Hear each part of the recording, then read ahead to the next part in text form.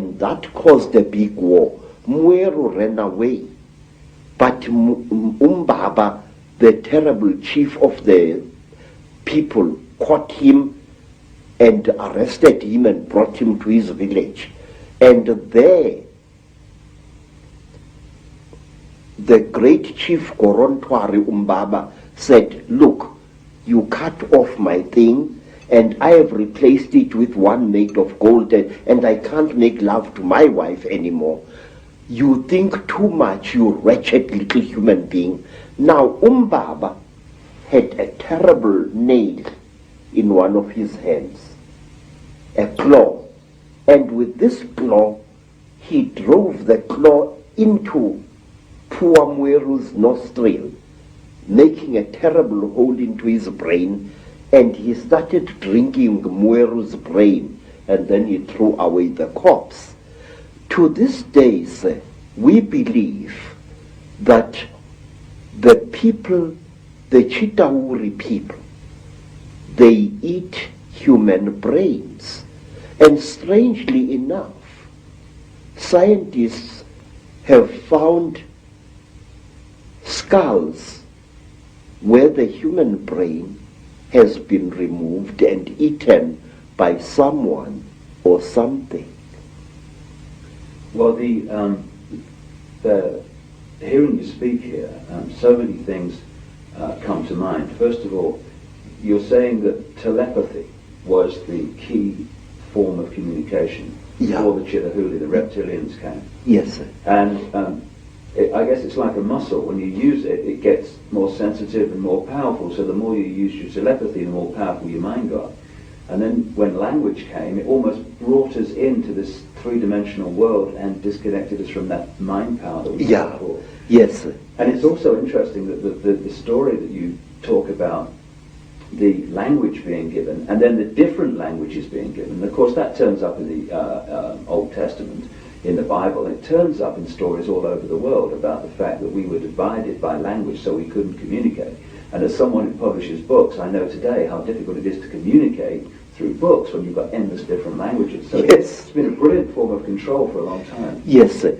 Even now here in South Africa, today, sir, black people prefer to speak to each other in English if they belong to different tribes. And they have even, over the many decades, black youths have even created a lingua franca of their own, which we call Tsotsi language, which is a mixture of African words and Afrikaans words. They do this in order to bridge the incredible language gap which exists between black people in South Africa. Let me show you an amusing thing, how different languages are. The language of the Xhosa people of the Eastern Cape is very similar to Zulu, but certain important words in the Zulu language, good words, are viewed as obscenities by the Xhosa people. For example, in the language of the Zulus, an ancestral spirit is called Idlozi. But if you use that word to a Xhosa, he says you are using a dirty word, because to them, Idlozi means sexual desire. And in the language of the Zulus, maize meal, is known as Impupu. But in the language of the Bapedis, maize meal is called Bupi, and if a Zulu uses the word Impupu in front of a Bapedi woman, she feels that he has insulted her, because in the Bapedi language, Impupu means a woman's sexual organ. And in the language of the Mashonas, in the language of the Zulus, a mother is called Mama. If I say my mother, I say Mama Wami. But in the language of the Mashonas, the people of eastern Zimbabwe, the word mama means to sit down and have a crack. So one day when I said to my Mashona hosts, ngikhumbule umama, which in Zulu is, I remember my mother, I'm missing my mother, the Mashona gentleman immediately took me and directed me to his pit latrine at the back of his house. Because in the Mashona way, mother is mai, not mom. So you see this terrible difficulty, this subtle problem of language is a very big obstacle to communication in Africa. So we designed languages. There's another language called Fanagalo, which is a lingua franca consisting of African words as well as nonsense words and Zulu words, which was used a lot in the mines in the 1930s, 40s, and 50s. So to bridge this great language gap, we have created artificial languages in Africa, but today English is the preferred language of communication. Some say we should learn French, also another language of communication in Africa.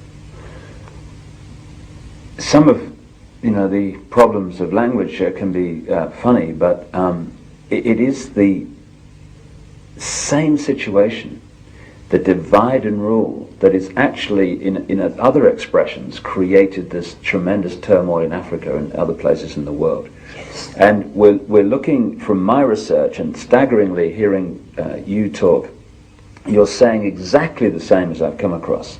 It's incredible confirmation that a reptilian race from another world has been behind the manipulation of humanity for a very, very long time.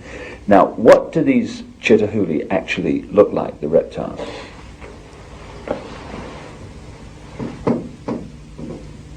I'm not a good artist, You're better than me, that's for sure. but this is how we believe the Chitahuli look like.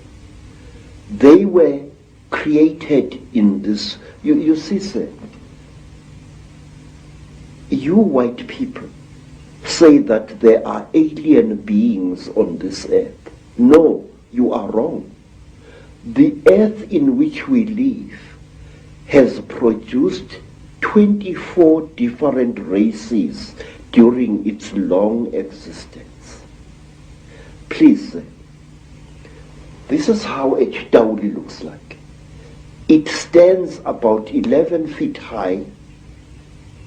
It is a very slender being which seems not to have a bone structure. Its fingers have no joints. They are more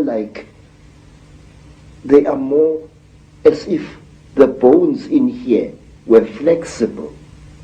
Some of the Chitauri have got 3 claws with a thumb.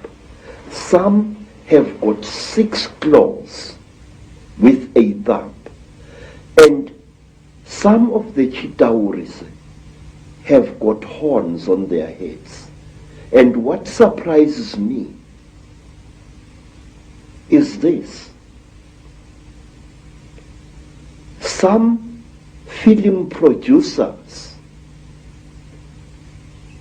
like the producers who make the films Star Wars, George Lucas, often show creatures in their films which actually exist, which even the most uneducated of Africans who knows this Chitahuli can identify.